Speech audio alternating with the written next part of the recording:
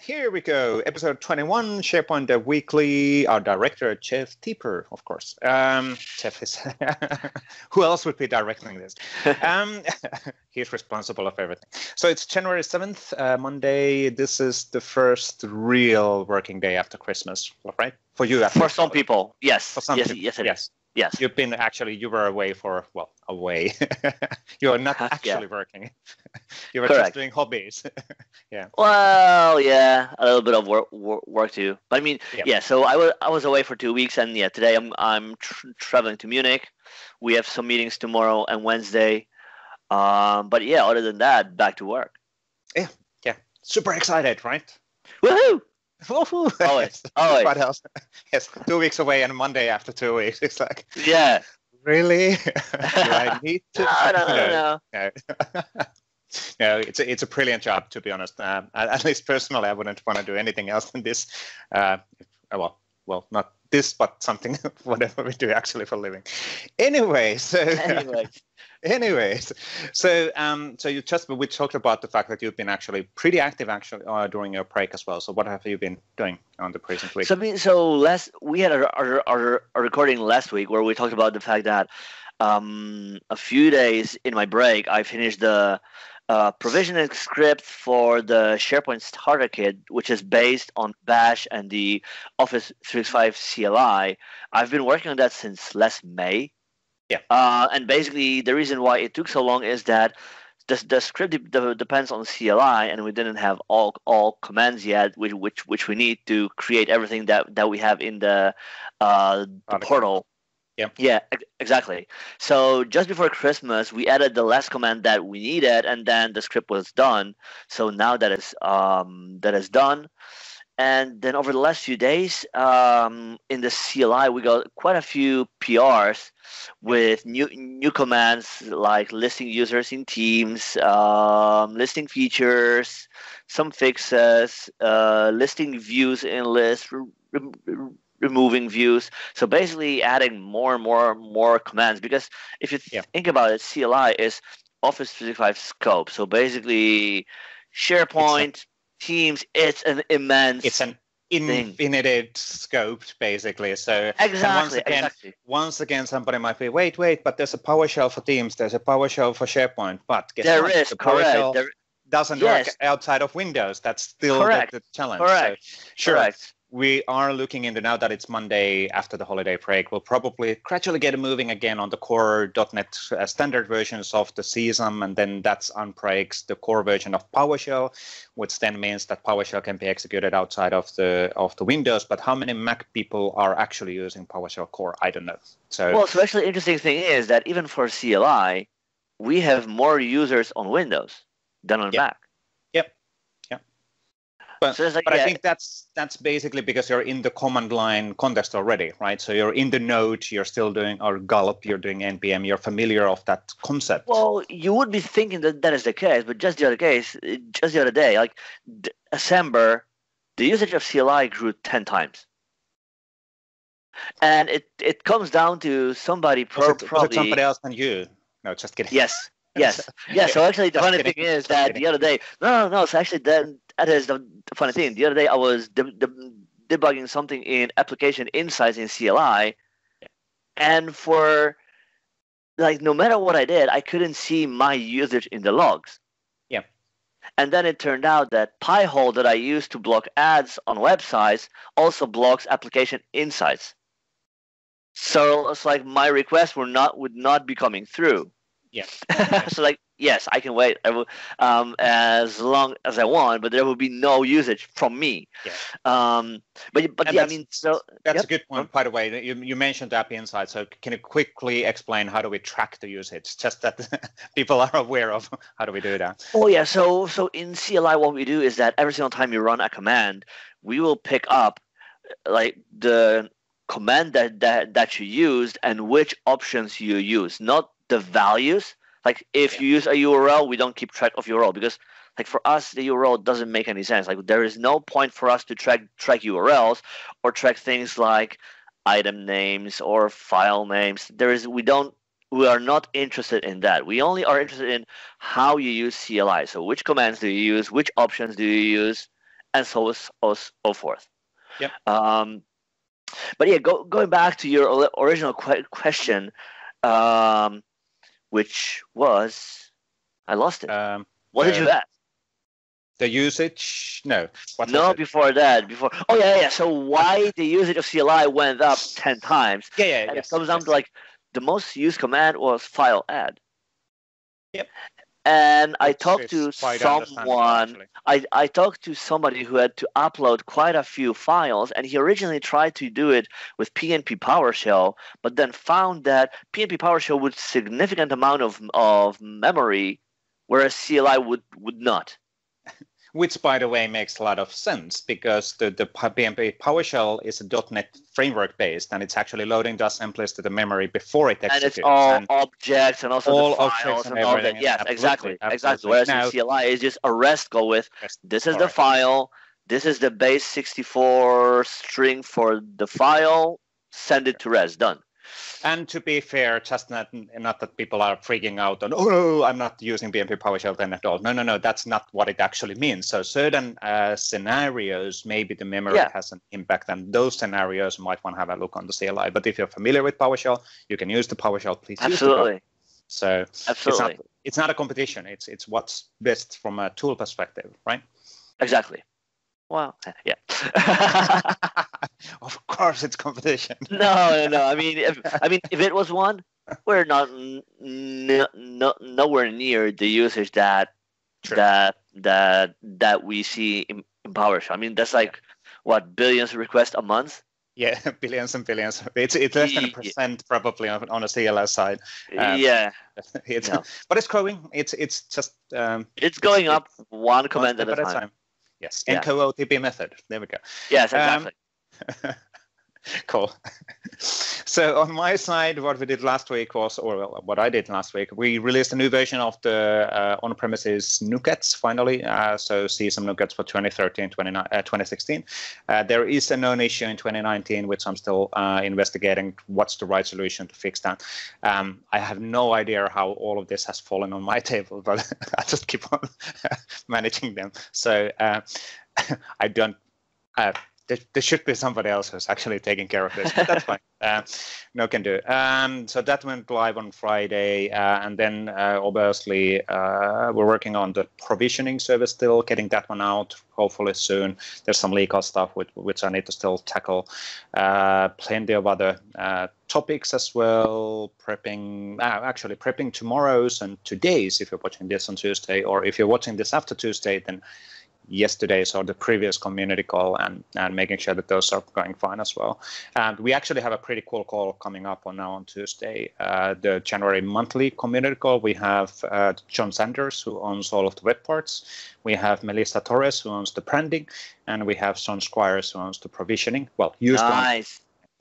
So all coming in and talking about the latest on branding, provisioning, and experiences. So what's coming and what's the latest on that topic. So that should be pretty cool.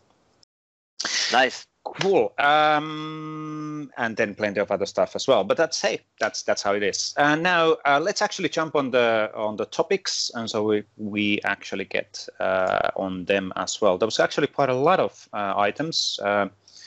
Again, last week, even though it was a holiday week, which is kind of cool. So first of all, if you're interested on the new NuGets for on-premises, and on-premises is quite big still in SharePoint. So quite often we in these calls, we always talk about SharePoint framework and the cloud and everything else, and then we forget about the fact that, well, there's a lot of people who are still in on-premises. So we as a SharePoint engineering, we should not forget about these people, because we need to help them to be successful in there as well. And now this has been a long overdue, but basically what we did was we updated the SharePoint 2013, SharePoint 2016 NuGet packages, matching the May 2018 CUs. And this is something, this used to be, let me actually open that one. For example, SharePoint 2013 NuGet used to be baseline on a May 2015, if I'm not. Wow. If I read this correctly. So it was really old. And the question might be, why? Why are you using such an old version of assemblies? Well, the problem is really the challenge related on the CSAM. So it is a client. So we talked about this one actually last week as well. There's a dependency on the server side having those APIs which the CSAM is exposing. So, and it's an interesting GUID-based identification. So if the property is used in the CSAM. There's a nice typo, by the way, over there, which I need to go and fix. If a property is used in CSAM and it's not enabled on server side, you will get an exception and your process will basically then fall down. So you need to have the same, at least the same level of a similar version or matching versions on the server side, or a newer version on server side to be able to use the CSAM. And why did we use May 2018 CU? Well, there was a quite nasty actually bug, which we relatively recently realized. So zone ID, which is quite important to be able to understand which zone has the web part, was missing in the web part definition for SharePoint 2016. For SharePoint 2016, it was actually in SharePoint 2013, but it wasn't in SharePoint 2016, which is like, interesting. How did that happen? Well, that's a long story. We're not going to deep dive on that one, but basically it was added there in 2013, added there as a new capability in 2013. 2016 was already out, and people forgot about backporting the same change to 2016, and these things do happen. So, but anyway, quite a lot of new properties which might be useful. On the 2016 side, by the way, this actually kind of interesting, was a surprise for me as well. So because it's always interesting to see what are we backport. So the records management stuff in CSAM is in 2016 CSAM. So these were added in SharePoint Online at some point, and then and they apparently were backported in 2016 as well, which is cool. So if you're looking into making that happen, so you're able to use CSAM to create records in SharePoint 2016 platform, and that's actually pretty cool. So anyway, so that's for the on-premises. So let's then jump on your article. So this one was released yesterday, right? Yes, it is. Because today is Monday 7th, and that's on 6th of January. Yes. We talked about actually on this one already, but basically, and I already told you that you need to update the image that you're using. Yes, of course. Yeah, now that you mention it, I'm seeing that the colors do not match. That is true. Yeah. So not a massive deal, but like right now, this is on your GitHub repo, and we already talked about the fact that when it's stable enough, we'll move it into the same SharePoint Starter Kit repo. So it's a one location what people can find the latest on SharePoint Starter Kit. Everything, yeah. Everything. Is it PowerShell? Is it CLI? Is it whatever assets, everything will be in here. We will be working on this one starting this week quite significantly as well. We need to update some of the areas in here, make it sure that it's working properly in provisioning engine and all of that. So it should be fine. The 1.4 version of Starter Kit actually was released in December. So there was a changes. We upgraded it to be 1.71, if I remember correctly, or 1.7. Okay. Well, actually, we didn't. Community did. But yes. Anyway, so that's how it works, which is awesome. That's how the open source works. Now, moving on other things. So this one was really cool. So this one is from Matti Paukkonen. So Matti is going to do actually live demo on this one in one of the upcoming special interest group calls, actually this Thursday, upcoming Thursday. But this is a really cool story around using out-of-the-box quick chart web parts and turbo boosting them with Flow, which is like, okay, what does that mean? Well, what it means is that you're using the out-of-the-box chart web part, you're pinpointing that to a list called opportunities, and from there you're then raising the data, which is kind of, okay, cool. But where do you get the data? Well, that's the interesting part here. We can actually, in this case, Matti is building a story where there is an opportunities functionality in Dynamics. So what if we would just use the flow to replicate the relevant data from Dynamics 365 to the SharePoint for a reporting perspective, and then you can actually have a nice data and a weekly updates on the opportunities which are getting added on the Dynamics 365. And the amount of code needed is basically 0, but somebody might say that this is coding actually as well. Yeah. So it's almost like coding, right? It's well, I mean, if you've worked with Excel, you will come a long way with this. True. True, absolutely, yeah. But it really again shows the flexibility of Flow being insanely flexible. Absolutely. Like somewhere replicating data and doing manipulation of the data at the same time. But like imagine you wanted to do the same with code. You would have to have AAD apps access tokens, manage that securely. Without the user context one, then you would have to have, I don't know if you would sync the data or would you just retrieve them live, then you would need to know the Dynamics API. Like it's not trivial. Whereas here it's just drag and drop, connect the boxes, and you're done. Yep, absolutely. It's interesting how what you can do with Microsoft Flow. It's just insanely powerful. Which also changes, if you think about SharePoint Dev as a story and as a, let's say, skill, it does change what we need to be capable of doing, right? Because Flow can take care of some of the middleware section and integrations and all of that on behalf of us. So we don't necessarily need to write the code. Again, depends on the scenario. If you need to write the code, however, see, nice. Nice segue. What was it? It's a segue in English. Do you still remember what it was in Finnish? Donkey bridge. Donkey bridge, indeed. Donkey bridge. Nice donkey bridge to the following article. What? Yes. So in this episode, Waldek and Vesa are talking about donkey bridges. Now, so on this one. So this one is from Wartaman. So a really great article related on working with application permission. So basically having a daemon application running somewhere on behalf of not in the context of user, in the context of the application in SharePoint Online and Microsoft Graph. And there's few different options how you can register your client ID, or do you need a client ID and secret, or do you use a certificate, and what's actually available there?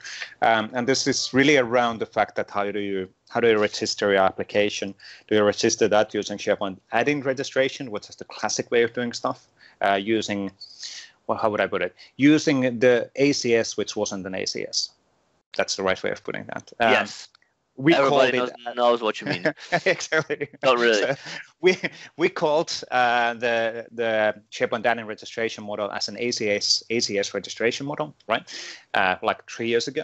But then ACS was deprecated and shut down on November. But the SharePoint add-in model registration model does still continue, and it's fully supported. So it wasn't an ACS. It was, I don't know what we should have been calling that. Schrödinger ACS. It's there, but it isn't.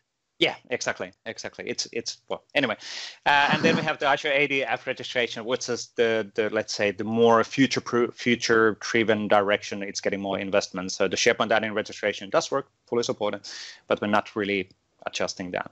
And then Wartaman is explaining and showing how these things actually work. Now, what's interesting here also is that he's showing this using the PnP core CSAM methods, because the authentication manager actually has cool set of abstraction methods. So they will remove all of the complexity on what do I need to do, a tenant admin domain or client ID and secret and whatever. No. Give me the client ID and secret and we'll be good. We'll figure it out for you. Where would be, this one had a nice example. So there is a authentication manager, get app only authentication context with site URL, client ID, and client secret. That's it. You don't need to worry about what's happening behind the scenes, and things are just working, right? Yes. So moving on things. So this is from Search-A. This is a good example of a blog post, which clearly is like, I run into these things, and I need to remember when I'm running these things again. So, what was the solution? Yeah, so, exactly.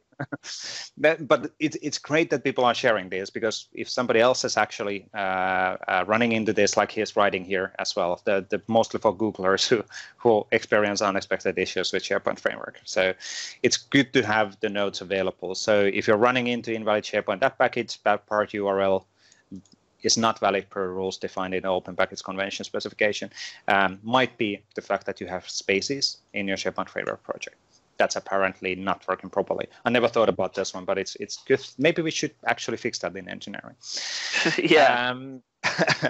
And the second thing was the build failed because task road outputs stdr exiting with an exit code 1. That's super useful description, isn't it?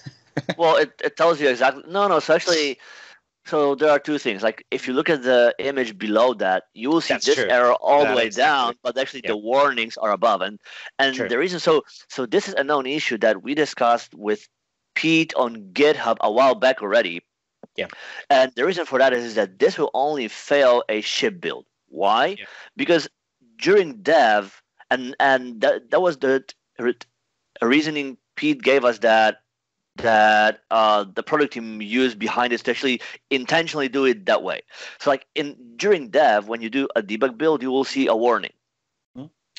But that warning will not fail a build because, I mean, you're doing dev, you want to do your stuff.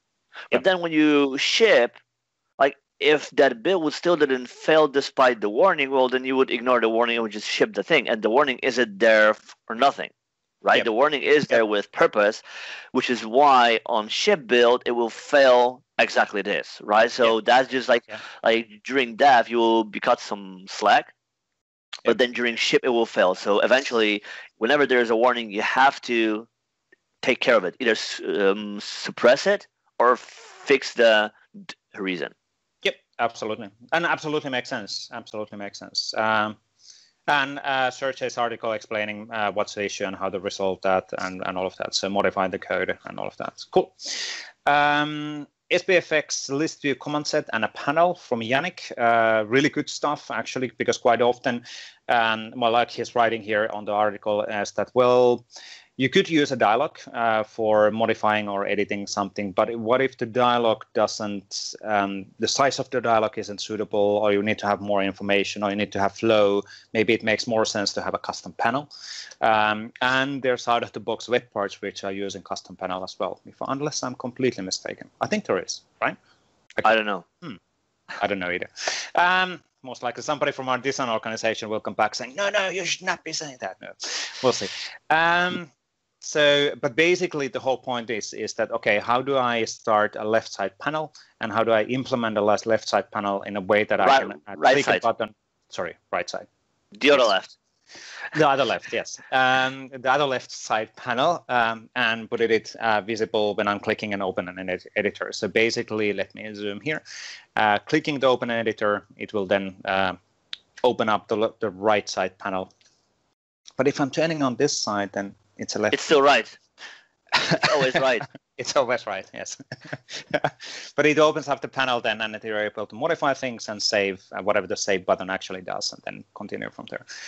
Really good stuff. Yannick is going to do a live demo on this one in the upcoming community calls as well. So that should be really cool.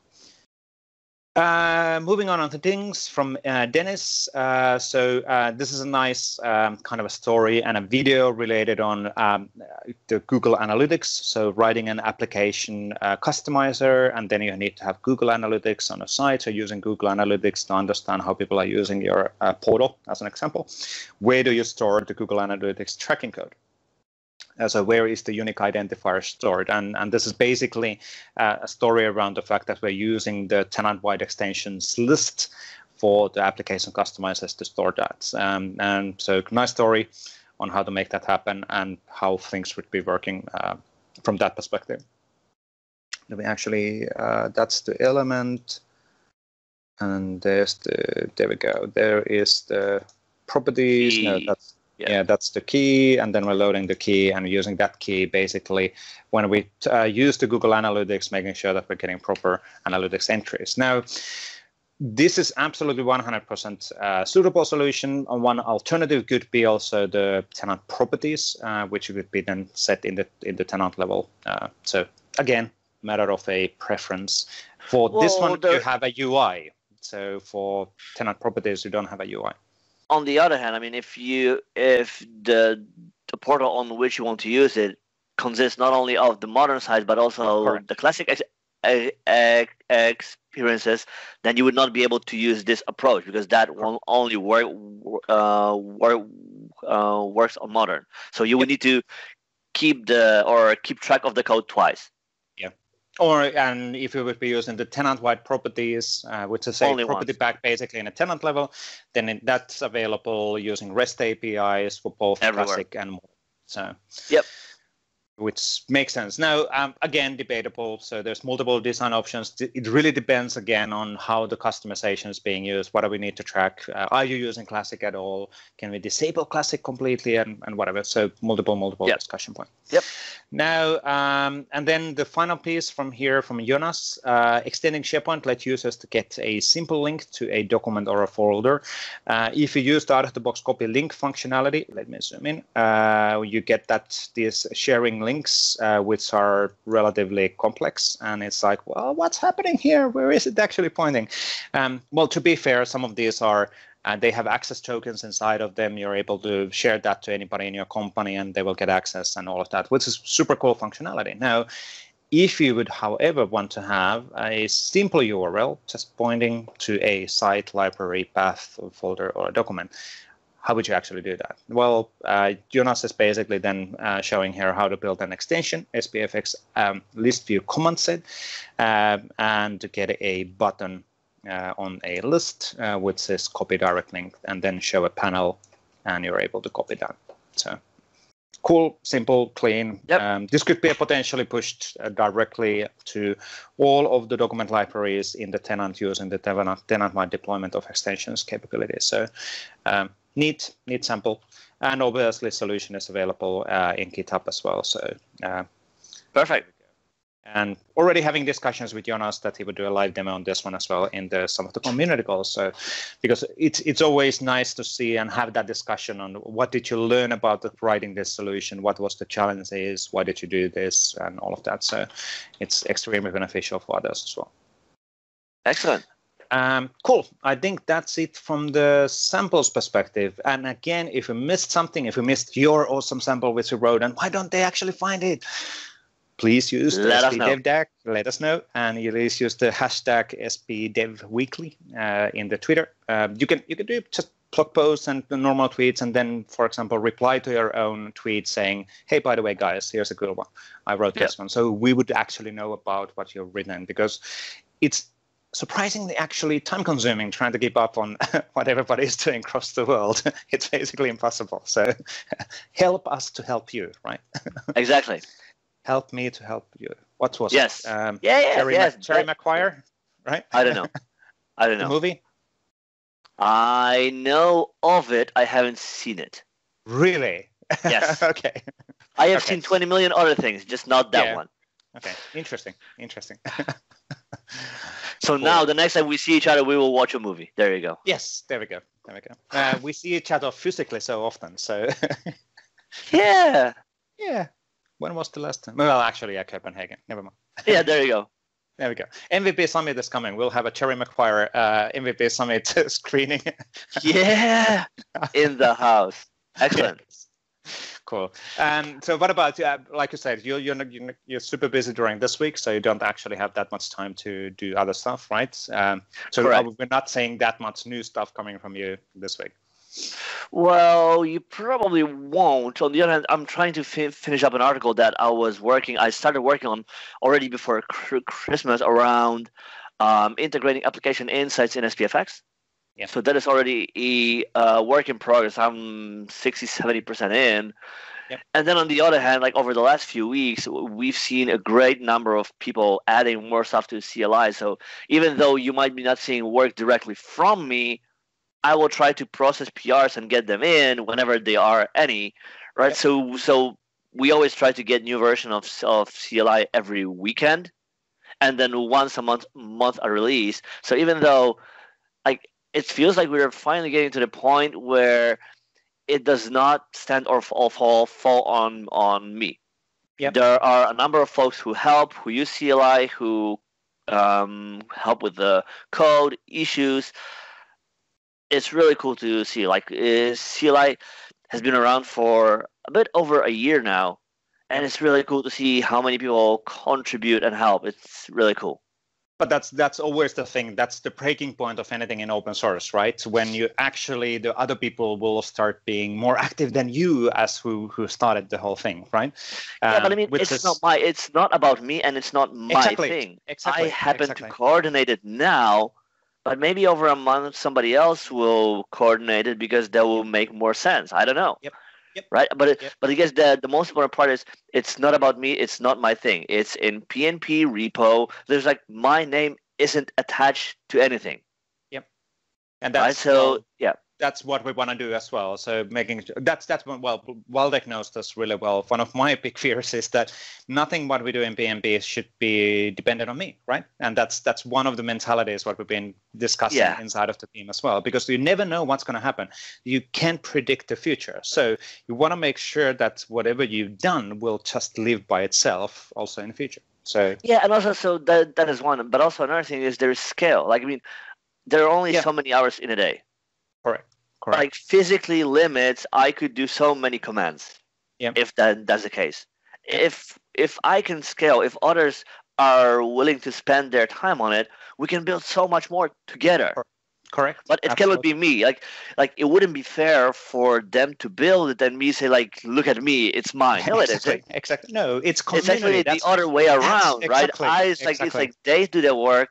Yeah. I try to make them shine because it's their effort, it's their time. True. Which is sharing is caring. That's exactly the whole point why we built this together, because the community is much stronger together rather than competing between each other, or I have the coolest thing. No. Let's combine and this will be brilliant. So exactly everybody will benefit out of it. So this will be let's make 2019 the year of being nice in open source also. Just a note, I'm going to actually promote that one. So this just a reminder. Let's be nice, yeah. Let's be nice. So because every now and then that's a final thing, and let's close after that. But it's one of those things. There's a lot of people who contribute on these things, and there's a lot of community people who spend evenings and weekends on the open source stuff. And then every now and then you got those comments and issues with like, yeah, this doesn't work. Yeah, sure, there are bugs, but you can actually help us to fix that. No, that's not my job. Well, it's open source. It's actually nobody's job. It's people nobody. who want to help other people. Some people have the job of doing open source, but it's not the case for us, for our group. Yes, and the community who's contributing on the open source as well. So sure, exactly. Some people are getting paid on coordinating the open source work, but really the majority of contributions come from the people because they want to help each other. So which is great. That's how it should be. Yeah. Anyway, that's a great final note. Whatever note. Fun note. Yeah. So thank you, Waldek, for joining once again. For next one, we'll try to get a visitor. I think we have a good list of visit candidates for the next ones, and the holiday season is always slightly more hard to schedule these things. But thank you everybody for watching, and please use the SP Dev Weekly as a hashtag if you want your stuff getting covered here. We're trying to follow up on what's happening across the interweb, right? But help us to help you. That's really important as well. But thank you for watching. Please give us feedback.